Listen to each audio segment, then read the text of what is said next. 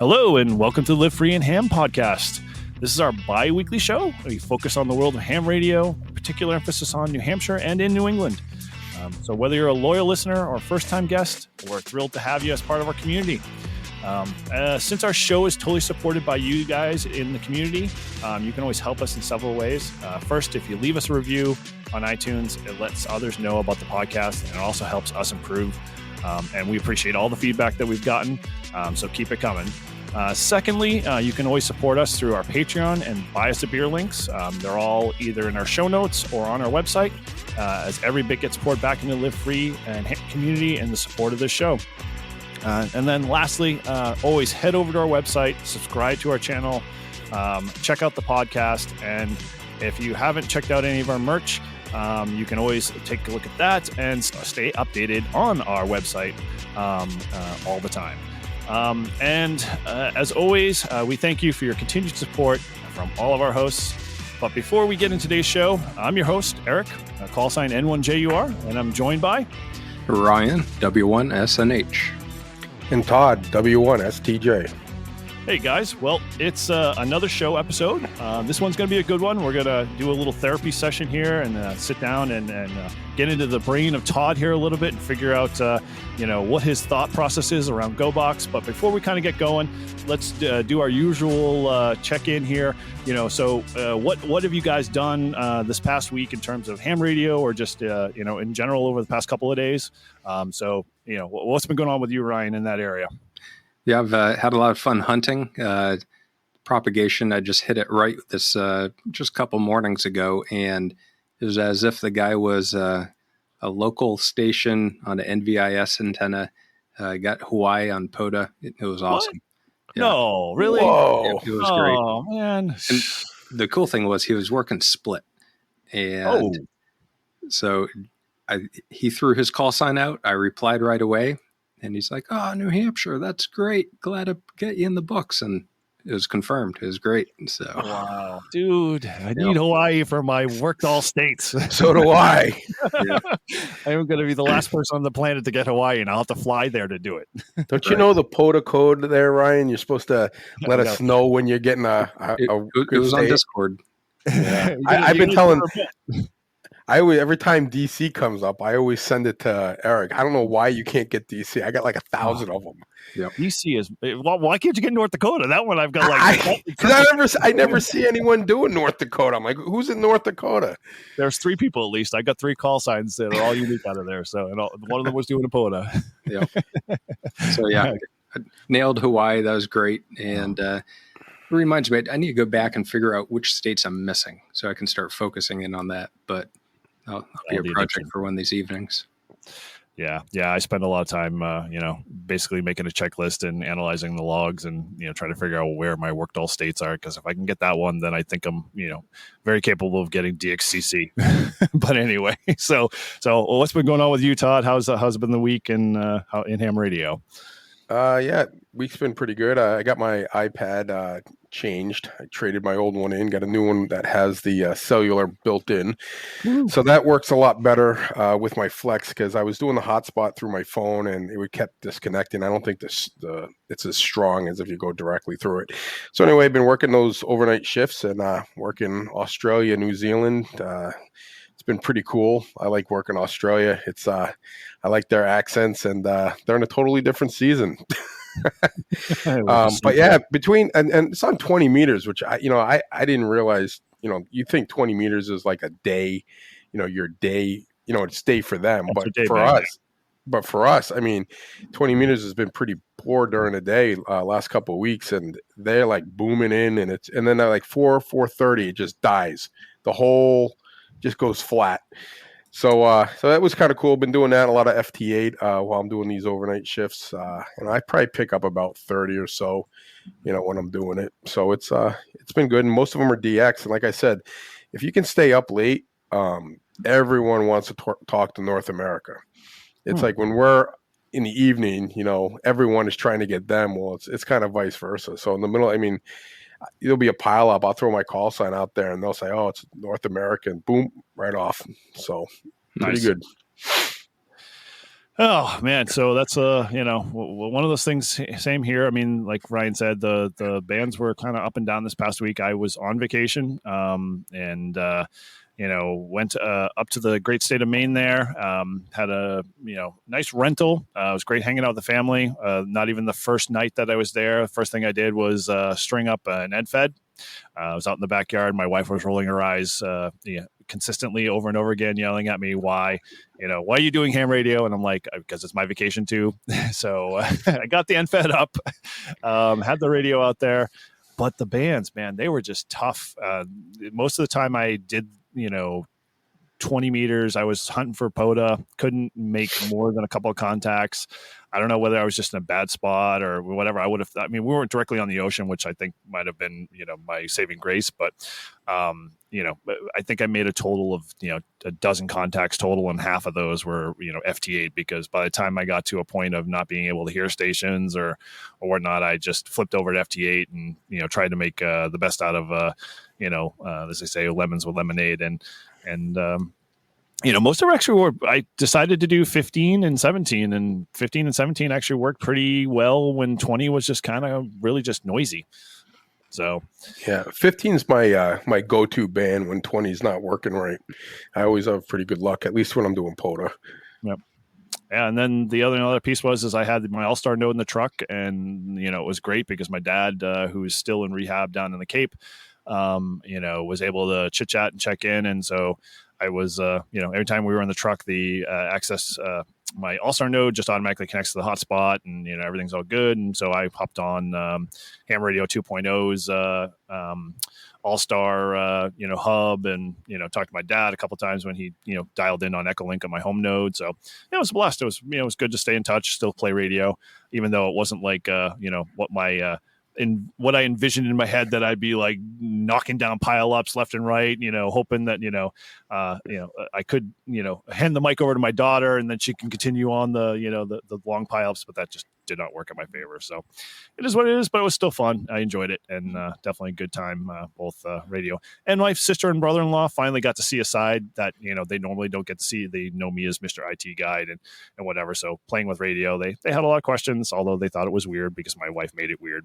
But for all, they either tolerated it or they just had a semi interest into it. But they let me do my thing, and I was quite happy. And I got to play with Todd's Flex remotely, which was even better. Yeah. Well, I tell you, when people, they make fun of it, and then when they see you doing it, and they see all of a sudden you're talking to someone in, Europe, Chile, Brazil, Australia, they're like, "What?" I said, "Yeah, I just got a wire hanging up in a tree, and yep, I'm talking to this guy in Australia." Yeah. But the guy I was working with last night, he was pretty impressed. He goes, "Wow," he goes, "You're not joking, huh?" I said, "I told you." I'm like, "It's all good." Very cool.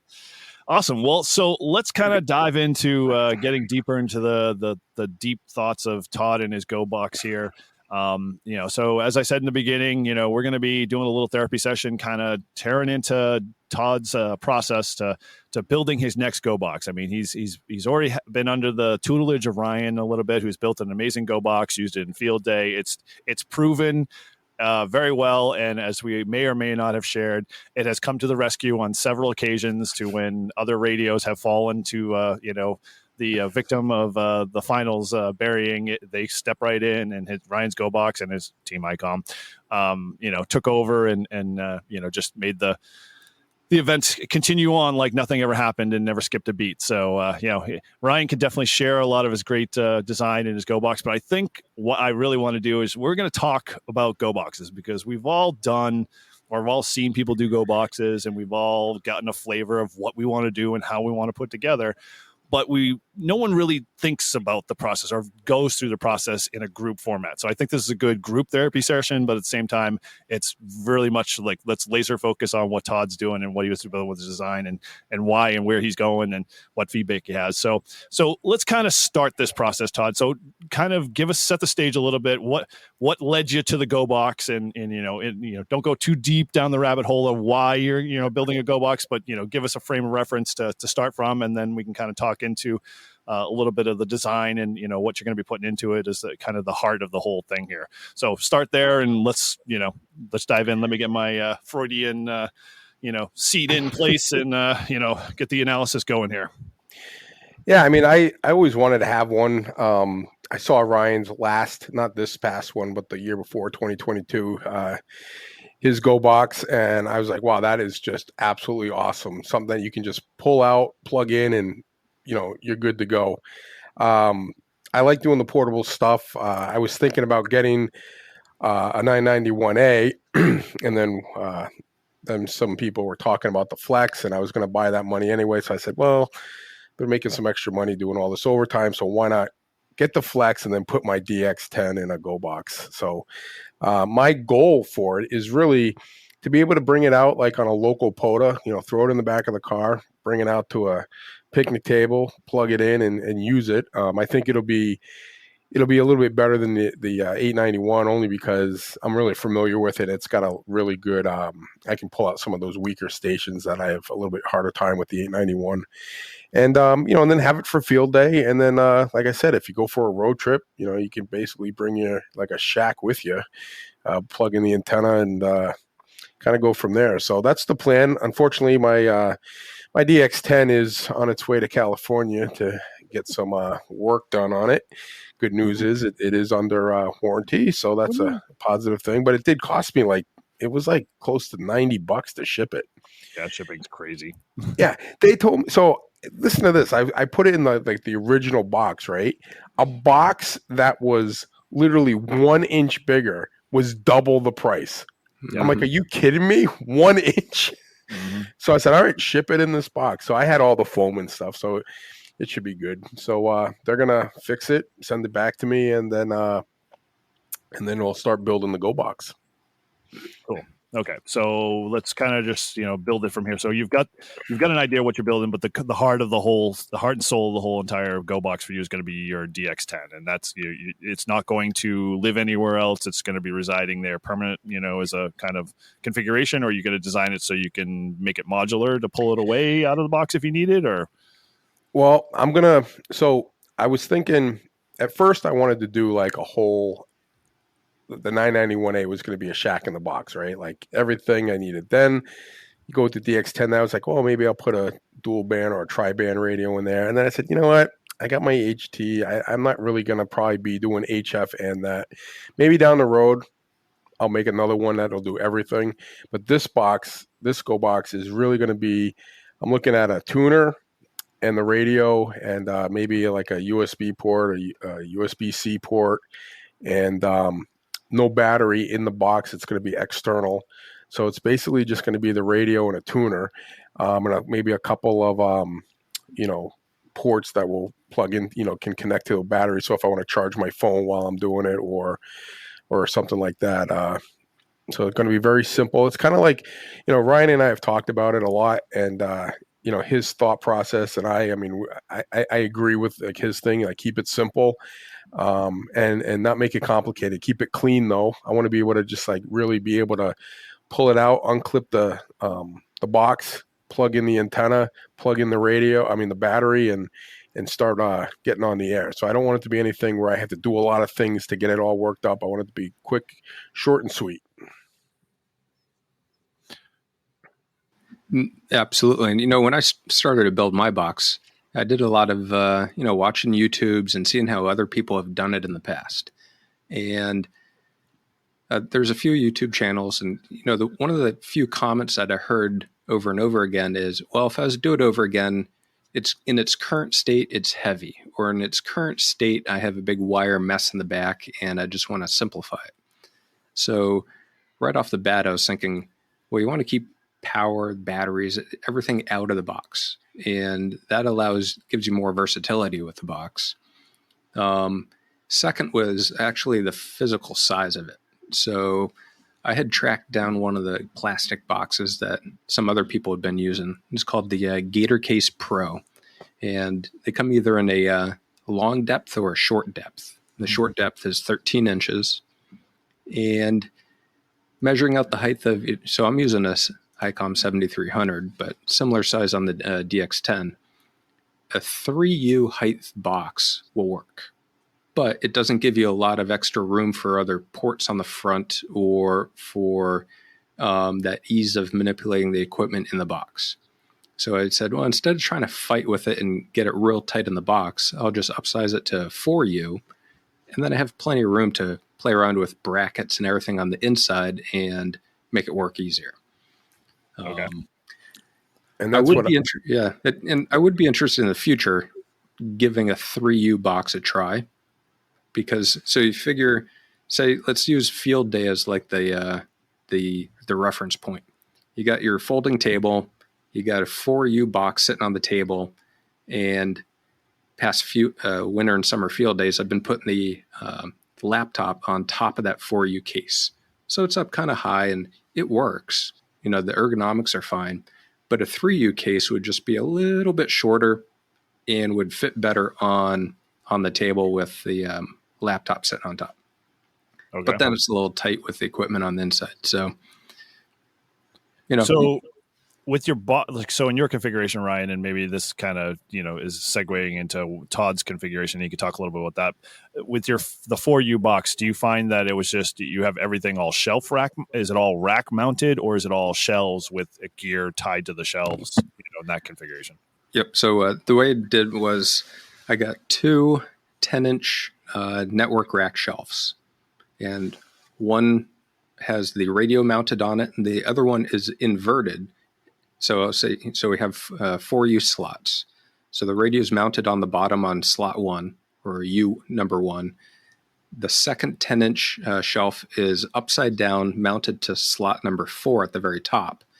And that one, I slice and diced it with an angle grinder and bent the metal up to hold the various equipment in the back. And works great, plenty of room. But it can be condensed a little bit if you wanted to really kind of squeeze out that ergonomics of equipment on the desk during your activation or field day.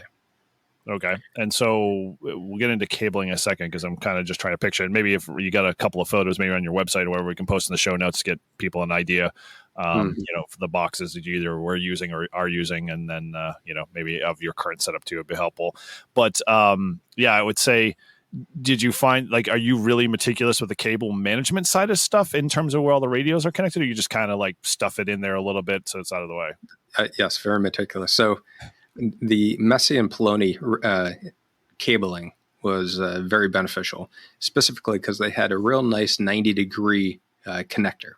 And that allowed me to, and I forget what port, it might have been coming out of the back of the tuner, to not make a real sharp corner with the coax, but then loop around and go into the radio, and it just really cleaned it up and minimized the amount of coax and wires running in the back. So custom made coax for the connections, and so you figure out of the back of the radio, at least on my box, I have a wire extended for the CW key. Mm-hmm. That allows me to loop the wire around to the front and set the key anywhere on the desk that I want. And originally I had a port on the front that I'd plug the key into, and then the wire would be hanging right down the front of the radio. And I didn't like that. It drove you nuts, yeah. Yep. So I ran the wire from the back of the radio, and it's zip tied in the back. And I have a second Velcro strap to wrap it up when it's in travel. Mm-hmm. But so CW key can go where you want. It has plenty of length on that extended cable. And then there's a USB cable to plug into the radio. And that can be, it's 6 feet long. So that computer can be put anywhere on the desk. And the only thing other you have to plug into is the coax for the antenna and power, which is a power pole connection. Now, why didn't you decide to just go out the back end with the USB or the 1/8 quarter-inch jack, 1/8 inch jack out the back, so you could plug the keyer in and just wrap the cord around the back? Is that the future 2.0 configuration, or is it just something in a pinch? One of my keys has a plug-in cable, and the other one has a screwed in. It's permanently mounted, so that varying lengths cable. Okay. So I wanted it to be as flexible as possible. Got it. So I have an extension going out the back. Mm-hmm. Okay. And then you've got like, you're running power poles everywhere, right? Yep. So just one power pole in the back. That goes from the round, whatever the diameter, 1-inch round disc power pole mount that goes onto a 1U blank on the back that's been drilled. That feeds a small DC distribution block, which then provides power for the radio, the tuner, and I have a USB charger that's plugged on the front for, you're running your phone or iPad. Now, are you running like a Mountain River distribution block, or just like a Amazon knockoff type block? Or no, it was one of the was it Mountain River? West Mountain. West Mountain is what I was thinking of. Yeah, West Mountain, and it's a 6-port. I'm only using 3 of them. So cool. Okay, so it sounds like Ryan's got a good layout. So how much of that design that you're taking, Todd, to apply to what you're building? Because I know when you started thinking down this path, you were like, oh, I can put USB-C, I can put USB-A in there, I can, power pull the crap out of it, whatever. So yeah. Well, again, talking with Ryan, he's already done this before, so he's the expert, right? I like that idea. I do want a USB-C port because everything's going USB-C. So I want a USB and USB-C. I want to be able to, I don't do CW now, but maybe in the future, might want to be able to just modify it just so I could do it. But like I said, the 3 things that are going to be in this box for me is a speaker, the tuner, and the radio. And then everything else is going to be outside. So batteries, that gives me options. I can use different batteries. I don't have to bring, my field day battery if I'm doing a POTA activation. Also, leaving a battery in the box, it adds weight, and, you're limited to that battery. So I'm really going to go with what he's doing. Ryan's the expert in it, and I have to do something first to see how it is. And then I'll be able to come back and tell you after we build it what I would do differently. Totally. We'll do a 2.0. I mean, yeah, because I know I'm like, oh, I wish I did that. But, that'll be the fun of it, because now once I learn how to get it done the first time, and like I said, I'm a learner, like by doing first, I have to like physically do the work, and then it sticks with me. So then I'll look at other things, and I've been reading up and watching videos and reading, going on websites and stuff. And, there's a lot you can do. There's a whole different options. I think this is going to be the one, because I really want it my goal is for field day and POTA. Like when you say, hey, you're going to be a station captain. I want to be able to pick up that radio, unhook the front end and back end, plug it in, and be done with it. Right. Not have to worry about it. It also protects it. It's in these cases that I bought, like the one that Ryan has. I did the 4U based on his recommendation, but they're pretty protective. It's the radio is not going to get dinged. I mean, clearly you can't just like toss it around, but it's going to be in a protective case. And if you put it in the trunk, of your car, and you're going to do POTA, it's going to be there. You pull it out, you carry it to wherever you're going, and you set it up. It's going to be quick, simple, and it's not, I mean, think of it this way. When my radio died on field day and he gave me his radio, he just gave me the box. And once I figured out how to open up the 2 panels, it was 2 seconds. I had the battery plugged in and it was on. I mean, that was it. It was like plug in the antenna, plug the battery in, hit power, and you're good to go. So that's kind of how I want to get it done. Excuse me about that. And these plastic cases, they're very rugged. They're used for traveling musicians and audio professionals, and they're meant to hold heavy rack gear and go on tours and be bounced around in the back of a truck. So it's a sturdy design. And on my GOBOX, I used 2 racks and cut them up and everything, but practically it doesn't show. I probably went through 4 or 5 different of them, cutting, bending, figuring out, I cut too much or I didn't bend enough, and that rack was ruined. So I bought 5 or 6 of them, ended up using 2 finally, but the R&D process was, it took a while. There's a thing in the metalworking world that says use cardboard first. They'll save you in the long run for sure. So back to GOBOXes, because I'm a big bag snob, I guess, in some senses. I mean, I will always just jump and spend whatever it costs to get a really good, decent bag. But so in the case of gear boxes and things like what we've been just talking about, the Gator boxes, one thing that I'm big proponent on is additional storage and not using places that a GOBOX or a travel rack box have. Like, the one thing that really drives me nuts is that they don't provide enough mesh netting inside the covers themselves. Does the Gator box include one of those mesh netting zipper kind of things where you can store stuff in one of the panels?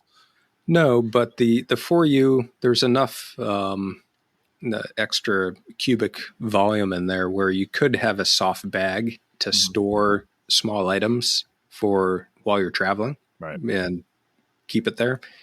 For example, the handheld mic, headset adapter, and a few other small things I keep in the GOBOX, and it's in a soft little bag, so you can easily stuff it in there. And there's a use case for every piece of hardware. So if you have a 705, that's going to be much more portable. You're going to be thinking backpack, lightweight, and small batteries. These style GOBOXes that we're using for field day, it's all contained, but it's much more of a, as Todd described, working out of the back of your vehicle. You're not backpacking and doing sodas with it. Field days, those type of use cases, I think it's really slick setup. It's clean, simple, but it's not, and it is portable, but it's not super lightweight where you're going to be going to a very rugged location to POTA.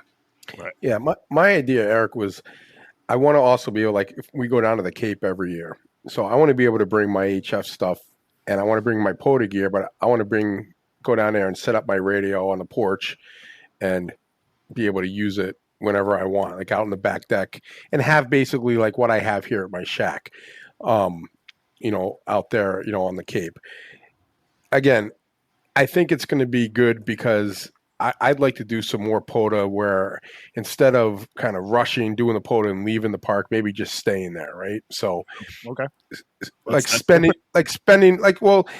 say I go to a park, like say on the coast, right, like on the beach or whatever, and we're going out with the family. I could go there, I could set it up, we could have a whole little, not like a day camp kind of thing, and then I could turn it off and come back and turn it back on, and it's just all there.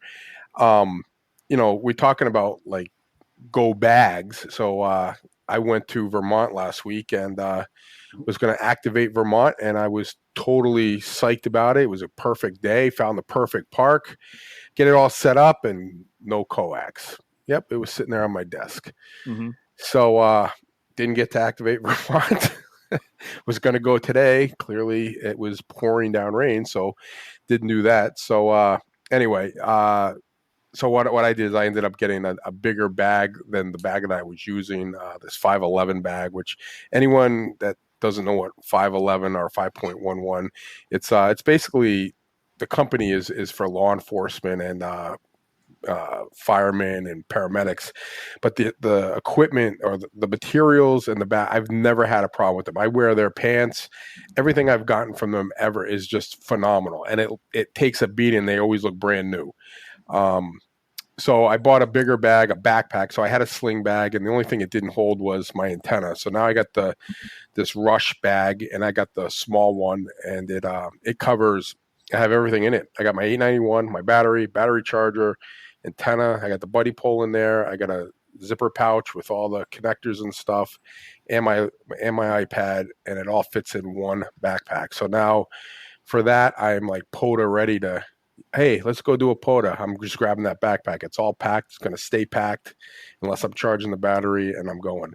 This idea with this GOBOX is going to be more thought process, like, oh, let's go do a club POTA activation. Well, then I would be bringing this, setting up the DX10 with the GOBOX, and that way. interesting thought with this. This is my struggle here in my head with the GOBOX itself and the size versus like my Go bag, where it's a mix of stuff, but it's still more portable for me to either do a 3-hour activation or a half an hour, 45 minutes, depending on the time frame. Would you see yourself taking that same box and bring it to an hour activation, or would you just be like, no, that it falls into a specific criteria that I pull that out? It depends. Like, I love my 891, but that's a ham answer all the time. It depends. Well, it does. I mean, like, if I was gonna, if I'm gonna go and do, an hour activation at a park that I already know about, and I can bring that DX10 and throw it in the back of my Jeep, and then unhook it and put it in, I'm going to use the DX10. Okay. If I'm, obviously if I'm flying somewhere, I'm not bringing that thing with me. No, it's going to stay in the thing. But, if I was going to go camping or I was going to go on vacation for a week, I might bring both. I might bring the bag and the DX10. That way, if I'm wherever I'm staying, I might set that up, and then I'll have the bag with the 891 to go do run off and do a quick POTA activation. So unless your wife limits your carry-on luggage and how much you can bring with you the weekend away, you might have it's one box and one backpack. That's not that much. Yeah, you got to wear clothes too, but hey, those are just optional depending on where you're going. I'll wear layers, right? Yeah, right. Just get everything in one shot. So okay, so I love the idea of a GOBOX, and this is kind of where I'm struggling, with the leap as we start to get further down the rabbit hole of how I'm going to be changing over and moving my DX10 into something similar to this. I love the idea of it. It makes sense, and I would probably go crazy in the sense of making it modular enough that I don't ever have to. And I come from IT, so my big world is once it's racked and put in place, it doesn't get touched. So cabling inside, cabling to the front of the device, all of the modularity of, simple things like, okay, how do I deal with two operators? What type of connection does that look like? I mean, obviously I've got the one mic port, I could always plug into that, but how can I take the capability away of having to go into even if it's simple as plugging into the front of the radio, which every radio pretty much has a radio mic port, but being able to just really just kind of streamline and keep everything very clean, like Ryan's kind of approach with his GOBOX on front, but on the back have every modular component that I would need or consider that's running off that battery. So I mean, help me understand that. That's the neat thing about making your own GOBOX. So I part of my experimenting in the R&D process was I got a couple of the 1U, and for everyone who's not familiar with this U standard, 1U is 1 3/4 inch tall. Yep. So figure out how much height you need, and you can figure out 3U, 4U, whatever works for your needs. But I got a 1U blank piece of sheet metal that goes over the front of the mounting holes and it's about 19 inches wide. And I started going through. I'm like, okay, this was for the 1U mount on the front. I'm like, okay, well, originally I wanted a plug for the CW key. I wanted a plug for the headset. I wanted a plug for USB charger. And I drilled a whole bunch of holes in it and put in the accessories. I'm like, it's a little too much. So then I got another 1U blank and reduced the number of holes and started playing around with it. So if you want to get super creative and add a whole bunch of things, you can do that. Just break out the step drill bit and start cutting away. I tended to, I put a whole bunch into it originally. And then before I finally got to my the revision I'm at right now, I reduced it a bunch. Okay. So kind of did the bare minimum. Okay. And why so here's my question to you. Why did you decide to pare it down versus just making it more kind of, we'll call it selective in terms of what ports that you use? Because obviously I could see the benefit to having a USB-C or USB-A 2.0 port to charging a phone or whatever off the battery you have, having the capability to have all of the keyer and, most of the radios we're putting in our modern radios, so we don't have to worry about having a sound card port or whatever.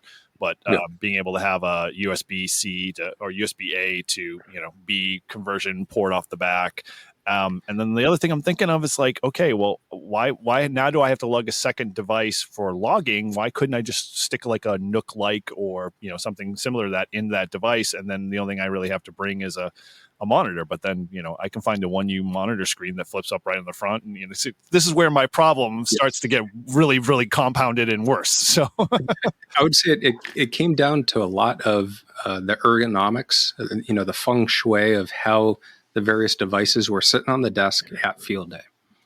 So I basically modded out my shack desk and said, if I'm here at field day, I have my GOBOX right in front of me, had the laptop on top. How are the ergonomics going to work out? And I came to the conclusion I want less ports on the front. I emphasized the ports on the back, and whatever I am plugging in, I had an extension cable so I could move it around on the table. Okay. And so far it seems to work out pretty well. Huh. Okay. So I know, Ryan, in your GOBOX, you've got a tuner, and I understand the purpose of the tuner and why you'd want to do that. Todd, you were obviously talking about in some of your, when you started to list the parts going in there, was a tuner. Why a tuner in a GOBOX when most of the time the antennas you're carrying around are going to be resonant? Do you ever find that, is it just a good thing to have, or is it just you know, hey, it doesn't cost much more to throw one in? Yeah, I would say peace of mind. So, for example, I'm using my main antenna is a step IR, the crank IR vertical. And most of the time you can get a very close, a 1-to-1 match and great antenna. But if I was to extend it fully out and try to tune up 80 meters, it's not going to be resonant. Okay. So that's where the tuner would come in handy. And I could just take it out of bypass mode, hit the tune button, and I'm good to go. Okay. And so, Todd, were you thinking you wanted to be operating on the 80-160 realm too, where you don't do it now with the antennas you have, or are you just looking to do the? Yeah, I'm not going to need it with the buddy pole. But if I had just an end fed, if I decided I'm going to put up a 20 meter end fed or another antenna that doesn't, like a buddy, like say we do like, what do you call it, the buddy sticks, or not? Yeah. What do you call it? Is that what it's called, the buddy? Yeah, the buddy stick. Yeah, you're talking about the dipole on a, you know, mast. Yeah. You know, it's nice to have the tuner. And I wasn't going to put a tuner in it, to be honest with you, but more reading and listening. I guess the DX10 tuner is not as good as it could be. And the tuner that I found, all the reviews saying that they hooked it up with the DX10. It's set up for Yaesu, and they said it just works phenomenal. I don't think the DX10, and don't quote me on this, but I don't think it can go below. It's 3 to 1. It can't go any higher than 3 to 1. Yeah, 3 to 1. Yeah, I come the same way though, right? Yep. Yeah. And most of the external tuner boxes, you know, go up to say 10 to 1. Yeah, right. They can tune a wet noodle in most cases, but yeah. So I mean, it's just making things a little bit better, and you know, it's I think it's a good investment to have it in there, and you never know, you know, you don't want to be caught without one, or let's say your internal tuner goes. I mean, things go on radios, as we know from my experience. So it's always nice to have an extra tuner in there, and it'll fill up some of the space. So yeah, and or the example of you loan your GOBOX to someone else, and you don't know what type of antenna they're going to use. Right. Yeah, good point. So your bases are covered having that tuner in there, and it's much more broad range. Now, you guys think it's advisable to include a solo controller in that configuration, or leave it out as a external? Definitely external. How so? Yeah, why? Yeah, that'd be part of the power. Well, two things. One, it's adding weight. So the battery, solar charge controller, solar panels, that would be a whole separate set of equipment. And, you know, just compartmentalize the various equipment. GOBOX with just radio and tuner, that goes in one. Everything power related go in a second one. Interesting. Because I would have thought I would have gone with I'm thinking like in my go bag, I have the buddy stick. I keep saying buddy stick pro. Sorry, Todd keeps saying the buddy power Buddy Power Pole Mini. That's that small little. It's not bigger than say the size of small True SDX, or maybe just a little bit bigger. But I mean, it's not major weight in that sense. And I would be like, oh, that'd be perfect amount inside the box, because in essence, the only thing it's really providing is statistic measurements and stuff like that if you really needed it. But anyway, were you going that road, Todd, or you could just try to pull, like Ryan said, away from it? Well, yeah. I mean, my thought is that, like, let's say I don't want to have that radio with me, but I have the 891 and I want to bring my solar panels for whatever reason. It's going to be a long day. I don't want to have to buy 2 controllers when I just need one. So yeah, my thing is, and after I do this box, I think what I'm going to do is maybe make some kind of maybe some battery boxes, kind of like a battery GOBOX. Like I've seen them, a big geek and a little geek by K Murder. well, yeah, I mean, kind of like that. But like I have the big battery that I use for field day. I mean, it might be kind of cool to have that into kind of a customized box that, it sits in there. I could charge it up and do everything and hook it all up and have like a carrier and thing for it. I mean, it's got like a strap on it, but I mean, it really depends. I mean, I don't want a big box when I'm doing POTA and I've got my backpack, because I want that battery. I mean, I'm even looking at getting smaller batteries, because the battery I have is pretty bulky. I'd rather get 2 smaller ones. Maybe one, like a 9 amp hour. Yeah, but it like I said, this isn't like I'm grabbing this and this is all I'm going to grab. This is the radio and the main components of the radio. The other battery and all that kind of stuff is going to be, like I said, the pouch. Like I'm a big fan of those zipper pouches. I got a whole bunch of them.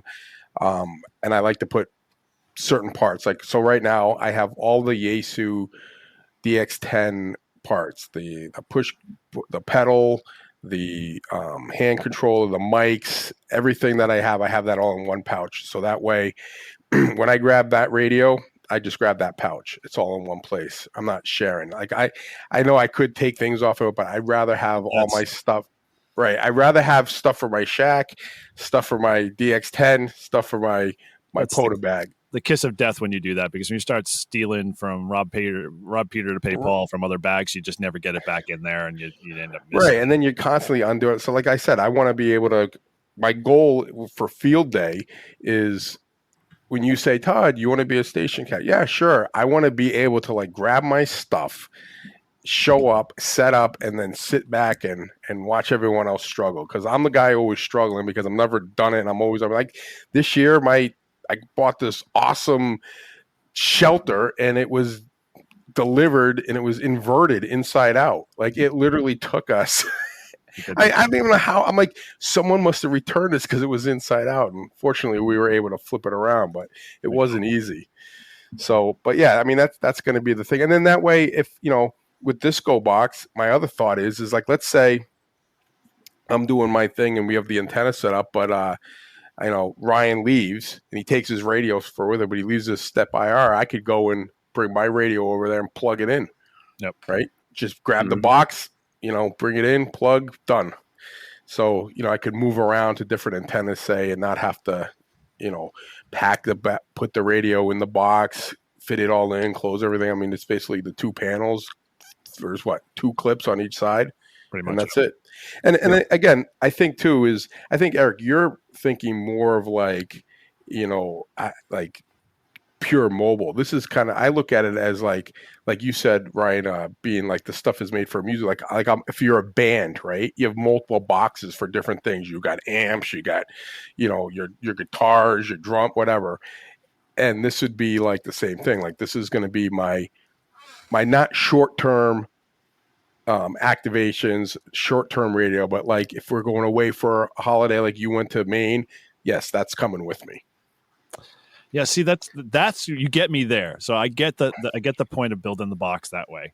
My problem is I build the box and it would sit. And so it's sort of, I kind of look at it in the sad sense of like, it looks like the N1MM GOBOX that I built for our club. It gets used once a year. And most of the time, I'm probably not going to drag it out unless I really want to revisit my DX10. So that's where my struggle is in that sense. It's like, I'd love to put it in a box, love to use it, but I also want to use it a lot as much as my, soon to be. Well, when we go do a dual POTA activation, 2 radios, you can use the 891, and I'll bring my DX10. And we better bring a lot of filtering. Kill each other, right? Yeah. Okay. But you know, I mean, that's kind of where that's where I've always thought it to be. I just wanted to be able to bring my radio and be able to set it up in a simple way, not having to worry about different wires. I want it to be clean. I like the way Ryan has everything perfectly nice and tight, clean. It's like I said, I never took his radio or anything. I didn't know anything. He gave it to me. It was evening too, right? It was getting dark. Yeah, it was in the dark. It was in the dark, and I was able to get it up. That was it. So, that's why Gezu guy can make a contact every once in a while. So yeah. He saved the day. Team ICOM. All right, so let's kind of bring this back. So for those of you kind of been following along a little bit, because we've been jumping around in little bits and pieces here, but so ultimately we're starting with a 4U base, a good rugged case. We've got the radio mounted permanently with a tuner, some additional distribution for power, and things like lighting and keyers and microphones and stuff like that. What would be the one thing, because I know the one thing that's kind of popping in my head that I know Ryan got on early on was the microphone interconnect standard by why am I drawing his name? He built that whole kit. Halibut Electronics. Yeah, and so Mark. He designed that around the idea for field days. So for modularity, being able to plug whatever headset in, being able to tie into external speaker while also listening on your headset. I mean, he kind of built it really well, and it sounds like it's going to be a great launch. That would be integral for me, I think, in that type of box, because then I don't care what the person is that's sitting next to it plugs into, because he or she can use the headset, he or she can use a hand mic or a foot pedal or whatever I've included in there, or a mix of all of them at the same time, and allow the audience that are standing behind them to be able to hear what's going on while you're working those contacts. Absolutely. So that's going to be my version 2.0. Yeah. He came out with 2 pieces of hardware right now that allows you to integrate whatever microphone, headset, speaker you want. But he's coming out with a console station right now. And once he kind of perfects that and gets that available for sale, I'm definitely going to integrate that into the GOBOX. And, we can put that link for his Halibut Electronics in the show notes here. But it's fascinating. And once that standard gets out there and it's kind of more broad range across the hobby, it's going to, I think, change it's going to be great. It's going to be phenomenal for being able to not have to worry about the types of cables and whether it's line input or mic input or, whatever. It will make things modular. And that goes back to the previous comment. So I had suggested, a tighter, smaller 3U case, which would be great if I had the current equipment right now. But if I'm adding something in the future, like this new contesting interconnect, the 4U is going to be invaluable in trying to get equipment stuck in there. So I think 4U is the smart choice. Right. And it's much more plug and play. Now, Todd, what did you go for? What manufacturer did you use for GOBOX? Maybe if you got the link or whatever, we'll put it in the show notes. But do you know off the top of your head, was it the same Gator box that Ryan had, or? Okay. So yep, I got it right on Amazon. They're not cheap, but I think they're very well made. I mean, it's professional equipment. It's not like you went, you didn't go down to like Harbor Freight and buy like the cheap box for $30 and this stuff. Even though those boxes are, I know, good. They'll do circles around. Yeah. But this is good quality stuff. And like I said, I mean, I'm putting what does the DX10 go for? Like $1,600? Like 15 and some change now. Yeah. Like I said, I'd rather, like Ryan says, buy once, cry once. That's the that's the new motto, because I do it all the time. I try to save money, and then I end up buying the expensive stuff anyway. I do it with everything I do. So I'm going with him, with his motto. I'm just going to do it right the first time. But and again, I say that now, but like how it is like how many times, I mean, it seems like we're always adjusting shacks and buying new bags. And I mean, I'm on my 3rd bag for my POTA stuff because I haven't gotten it to where I want it to be. So I'm hoping this one will this one will do it. But the reason I got this bag is because of when I'm traveling, I got things in 3 different spots. Now I bring that bag out. I'm unloading that bag. It zippers all the way up when I get to the TSA, and I'm putting everything in one of those bins, the whole bag. Yeah. Well, I'm not going to. Yeah. The TSA. I have a lot of stories about them. We will definitely have. I got that in our show notes. We'll have to, devote a whole entire time to, how to work around the TSA and be able to appease the TSA gods and getting your gear through. But so we got the base of the hardware. So I want to kind of bring a little bit of closure to this a bit. So tuner, the radio, speaker. So external speaker. This is a powered speaker, just a passive speaker. Yeah, it's just a powered speaker. It's for Yaesu radios, but it says it's Yaesu. It's not a Yaesu brand, but it's what they recommend for the one or whatever it is. Yeah, something. Do they own that company, or is it just a commercial line? Yeah. Yeah, so it's just a little speaker. It's kind of like ICOM makes one for their radios. It's like $50, and I'm going to mount that in there. That way I can hear it better if I'm using the speaker. And most of the time when I use the DX10, I have my headphones on, but which would be too. I mean, that's one of the things I want to try with the 891 is because sometimes you're at a park or whatever and people are blasting music, or a car goes by, or a train goes by. Like one time I was trying to work a contact, a train is, and I couldn't hear anything. So sometimes it's nice. Yeah. Sometimes it's nice to have the the muffled sound so you can just concentrate on what you're hearing. Right. Yep. Another thing I would consider adding in the future is some type of a voltage regulator, or not voltage, like a meter type, right? Yeah. A meter to see what your current power level is, instead of having to walk around the table and get up out of the chair and figure out, my current meter is right near the battery, which is at the end of the cabling, which is 10 feet away, which is, so having it right at the box, I think would be much more ergonomic. Okay. And then, so the other thing that kind of came, so that voltmeter sounds like it's a definite must, for just ease of use, and have the USB-C port off maybe the front for, charging your phone or whatever, some USB-C device. I think your box has one, Ryan. Do you have a portable light? I do not have a light. That would be a nice addition. Yeah.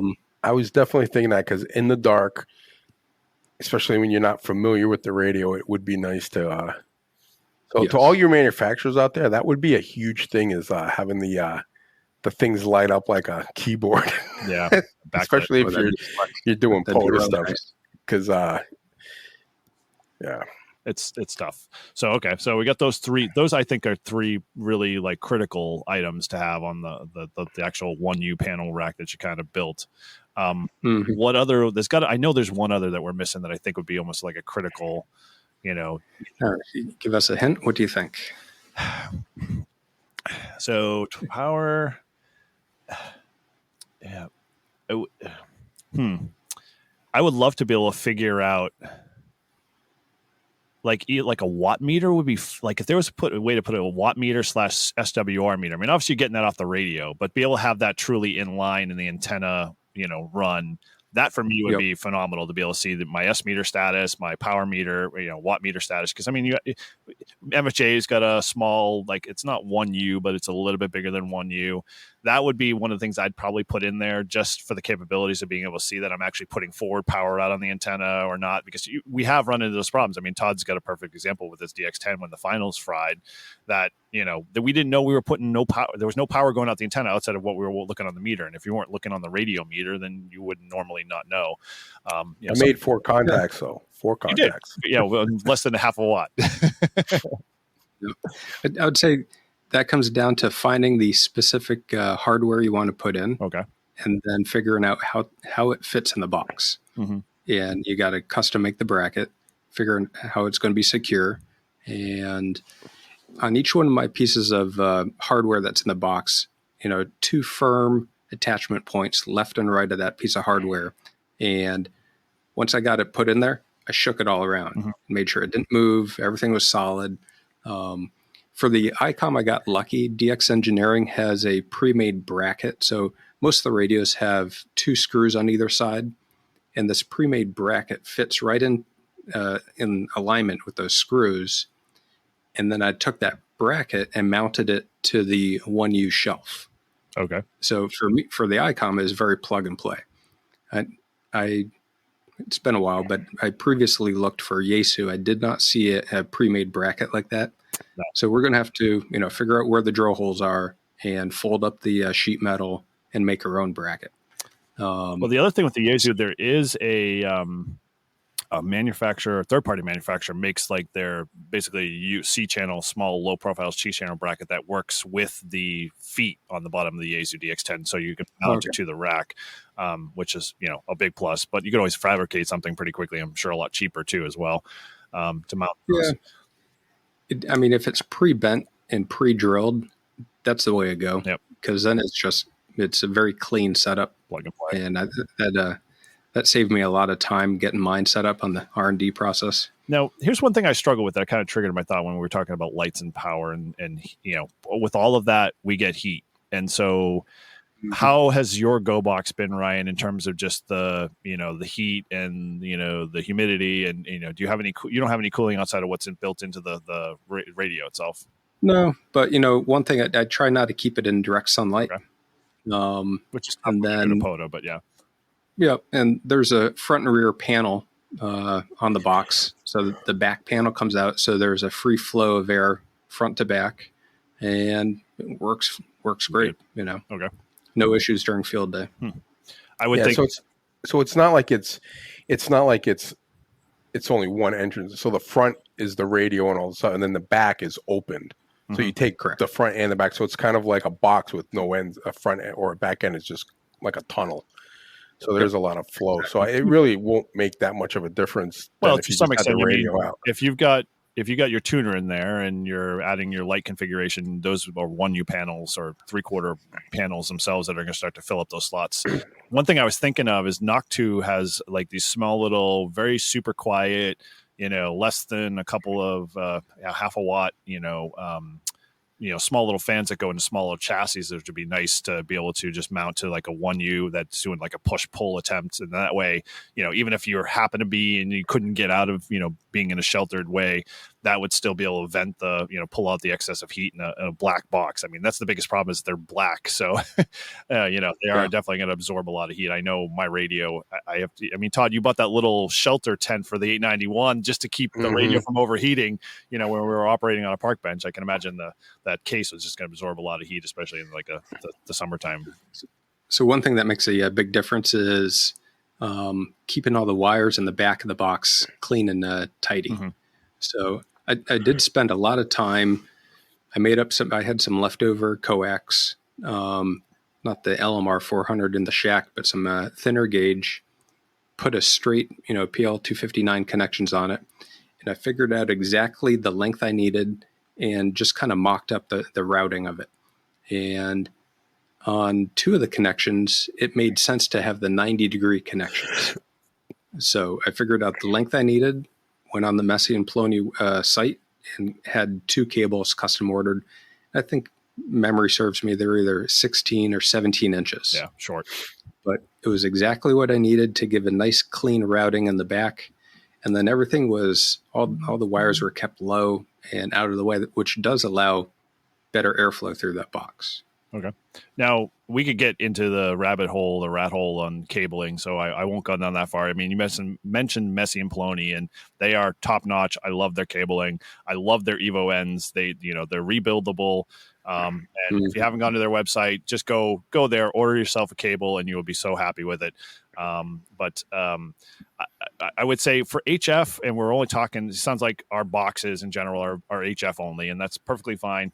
You don't have to use LMR 400 for such short runs if you don't want to spend the extra money in there, because you can get away with, an RG8U or RG8X, and because they're so short runs that, it'll probably give you a little bit more flexibility too with cabling if you're building your box for that type. But the feed line going out to the antenna, spend the money there for sure.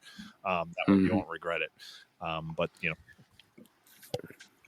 Yep. So they have either their HyperFlex 5 or HyperFlex 7 was thin enough that And I think I went the HyperFlex 5. They even have their UltraFlex 10, which is like their 7, which is actually just as it's stronger cable, thicker cable in terms of their center coil, but it's actually pretty flexible. I love the 10 that I bought for my, what is it? The what's the antenna I have? The umbrella. I keep thinking of it. I just draw a blank.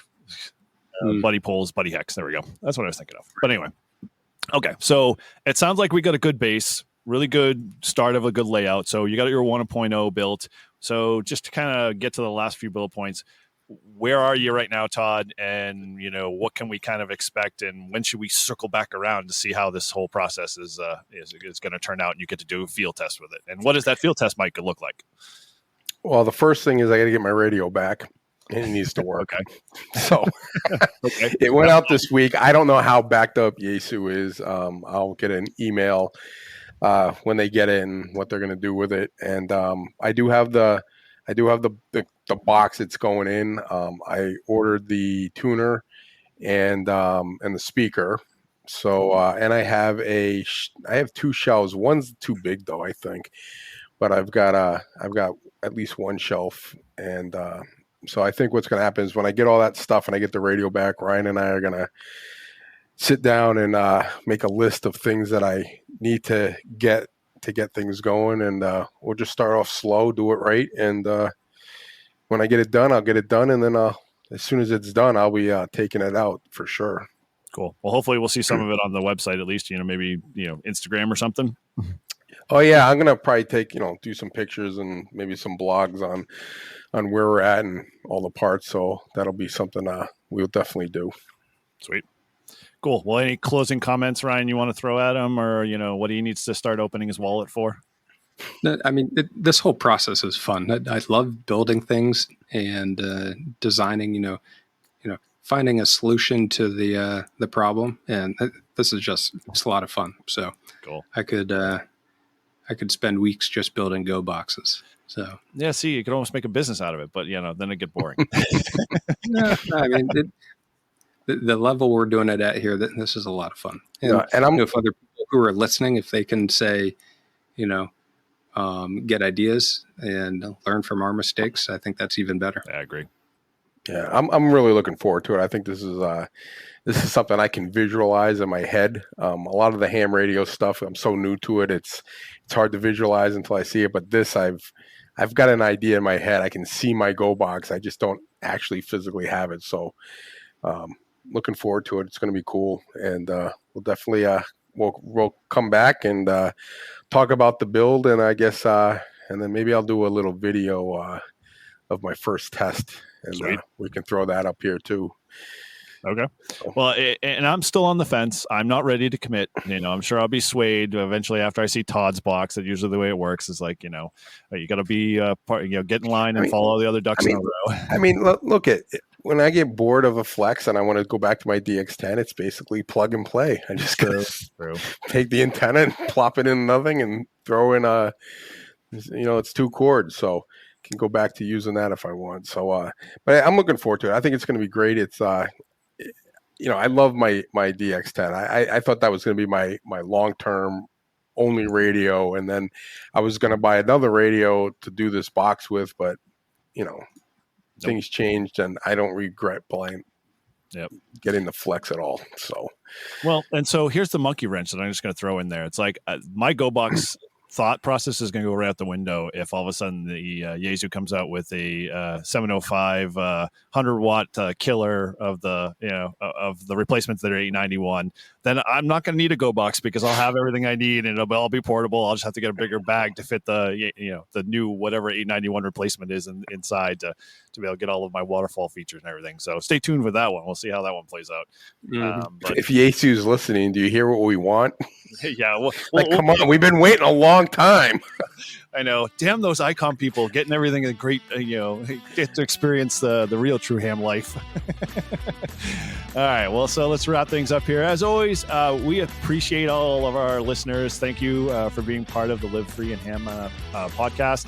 As always, you can connect with us by visiting our website at Live Free and Ham. You can get all our socials there. You can get our information and contact info on our website. And as always, we appreciate the feedback. And as always, you feel free to leave a review. And thanks again for listening. From all of us at Live Free and Ham, 7-3. 7 3s. 7-3.